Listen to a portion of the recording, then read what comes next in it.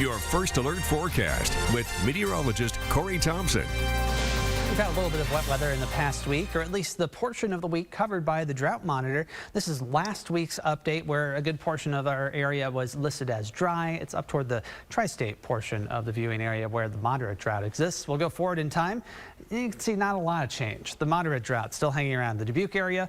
The dry areas shifted a little bit, but not substantially. And so we sort of steady as she goes as things continue through the month of May. Chance of showers is continue with us for the next few hours, but then we'll see dry weather tonight and through the day tomorrow. So we are expecting at least a bit of a break here from that continued sort of repeat activity we've seen lately.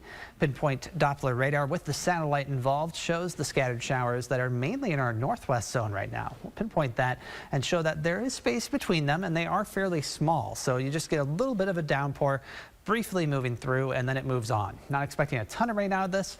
As we get later into the evening, we'll likely see this generally start to fall apart. It's driven because we had clear skies earlier in the day in the north. That helped warm things up, and once we hit that level with colder air aloft, warm air rises, forms into clouds, and eventually forms into at least a few showers. Now, not a lot in the Fayette area, at least recently. You can see a little bit of rain trying to fall out of the distance there and our live shot from Fayette. Temperatures in the upper 60s to low 70s, and winds out of the north between about 5 to 10 miles per hour.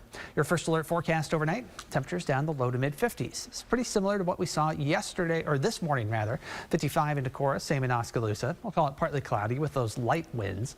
Tomorrow, a bit of a difference. We'll see those stronger northwesterly winds, but those temperatures getting into the low 80s. We're back above normal, and that's where we'll stay for a little while. Pinpoint Futurecast shows these showers continue to rotate pretty slowly through the area. They'll lose their punch as we head toward about midnight in particular.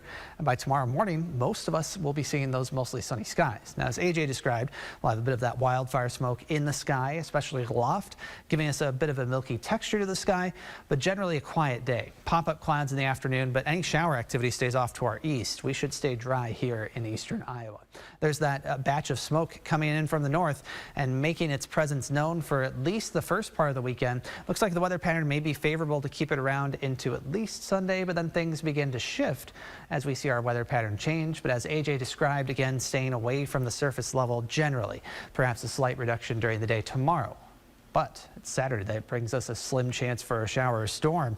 We do have a backdoor cold front moving our way, and that brings in an opportunity for a little bit of activity during the afternoon. Now, these fronts move in from the northeast. They can make it about as far east as central Iowa or so, and then they tend to weaken. And that's going to be the case as we see this one move in on Saturday. Provides us that slim chance for a little bit of precipitation late in the afternoon or evening across a pretty narrow area you can see just on either side of the front. After that, we'll wait a couple more days for a few more shower and storm chances. We'll have more